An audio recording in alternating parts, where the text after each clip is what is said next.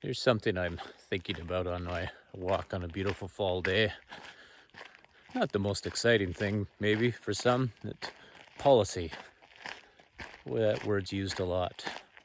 I was in the midst of all sorts of policy stuff for many years before I left the box, cut the box of admin quite recently.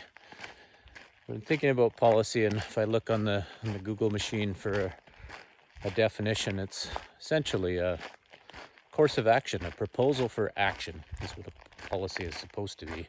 But I've often puzzled on what do you do when the action that is induced by a policy is the policy itself. And essentially it becomes an endless circle of the policy. So what I mean by this, for example, is, and I've posted and talk about this in other areas, it's equity, diversity, and inclusion initiatives, or in higher education, at least in Canada and the public sector, this idea of indigenizing institutions while also internationalizing them. And I'm still haven't been able to wrap my head around how those two things happen at the same time. They are happening at the same time, but to do either happen very well in the midst of the other, I don't know. Maybe it's an either or, maybe it's a both and. Regardless, that's what's playing out. But pretty recently, I noticed in an area that I was engaged for a while is international education in higher ed, post-secondary. And in Canada for quite some time, it was mandated by the federal government, just based on the student visas that were granted for international students, that an international student could only work 20 hours per week while they were on a student visa and studying. And that was just recently lifted, I think just this week. The policy change so that there is no limitations on that now, or maybe it's 40 hours, but it's no longer 20 hours.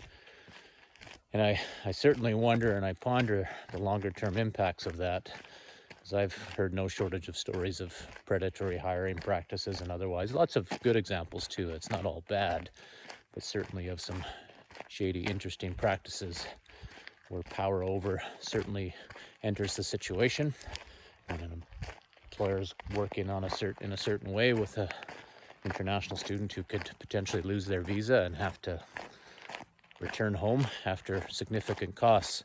So putting it in the context of cost, for example, at the local institution here, college, for a domestic student from the area, from Canada, to take a 2-year accounting program, it's $6,000-7,000, somewhere in that neighborhood for that 2-year program.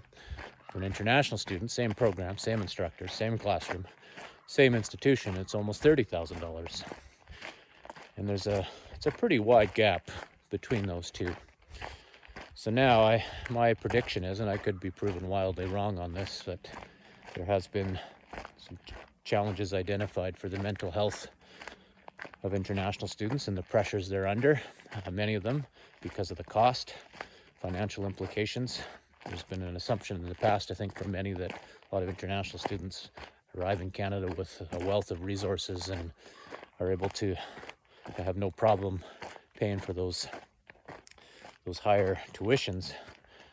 And now we have a situation where we have international students, many whose families may have mortgaged a lot or borrowed a lot or used life savings to be able to send generally a young adult over to Canada to pay for these very high tuition rates, and now they can work full time.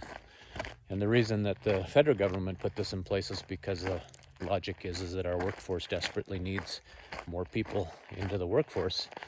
Well, what better, and I say this facetiously, than an international student who's paying 3 to 5 times the rates of a domestic student?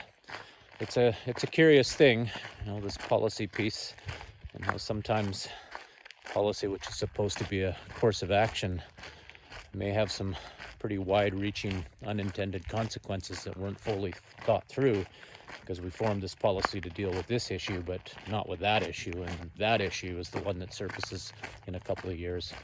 Maybe not. Curious if you have some thoughts on this matter. Leave a comment. Curious to hear.